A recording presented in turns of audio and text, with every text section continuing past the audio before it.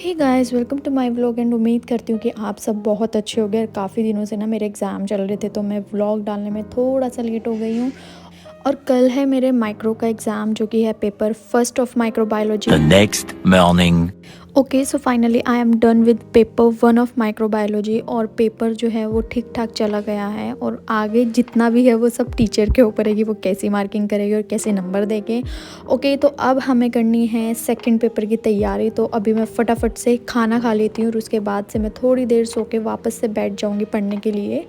Okay, सो मैंने सोने का ट्राई किया था बट मुझे नींद नहीं आई, तो इसलिए मैं बाहर आ गई थोड़ा सा टहलने के लिए और धूप लेने के लिए, क्योंकि काफ़ी दिनों से ना इतनी ठंड हो रही है कि धूप ही नहीं निकल रही है। तो आज जो है वो फाइनली धूप निकली है, तो मैंने सोचा है जब मुझे नींद ही नहीं आ रही है तो क्यों ना मैं धूप ही ले लेती हूँ थोड़ी देर, और मेरा माइंड भी थोड़ा फ्रेश अप हो जाएगा।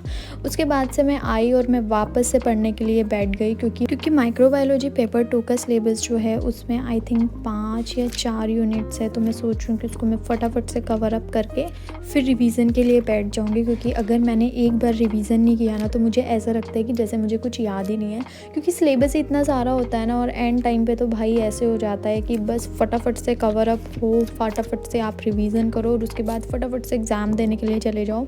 और मेरे को तो ना सच बताऊँ, पढ़ने के बावजूद भी ऐसा लगता है एंड टाइम तक कि मुझे कुछ नहीं आता है, उसके बाद पेपर में जाके ही याद आता है। इतनी ठंड में ना हम पहली बार एग्ज़ाम दे रहे हैं। हमारे फर्स्ट ईयर के जो एग्ज़ाम थे वो आई थिंक 7 ऑफ दिसंबर में जो है वो कंप्लीट हो गए थे प्रॉफ के साथ, लेकिन यहाँ पे 6 दिसंबर से हमारे एग्ज़ाम जो थे वो शुरू ही थे। तो हमें कोई आदत नहीं है ऐसे इतनी सर्दियों में एग्ज़ाम देने की, और फर्स्ट टाइम हम अपनी इतनी सर्दियों में एग्ज़ाम दे रहे हैं।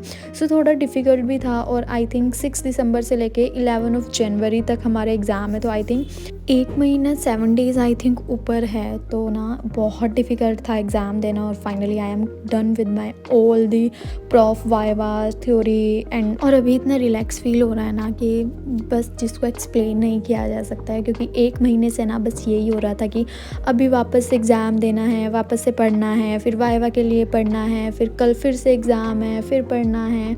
उसके बाद हमारी 7 या 10 डेज़ की आई थिंक हॉलीडे थी, और उसके बाद से फिर से वापस से एग्ज़ाम देने हैं। सो बहुत ज़्यादा हेक्टिक हो जाता है यार। और अभी आई am done with my dinner और उसके बाद मैं पढ़ने के लिए वापस से बैठ गई हूँ। और जिसमें मेरी एक यूनिट बची है वो है रेसिपी, और आई थिंक उसमें 9 या 10 चैप्टर्स है, जिसको मैं फटाफट से कंप्लीट कर लेती हूँ और फिर वापस से सो जाऊँगी। और अभी बजे है 10:30 और अभी मेरी थोड़ी सी जो यूनिट है वो भी पेंडिंग है। उसके बाद से मैं इसको कंप्लीट करके फिर मैं सोने के लिए जा रही हूँ। Okay, so I am done with my all units. The next morning. Okay, so अभी बजे है 6 और मैं 5:30 बजे उठ गई थी।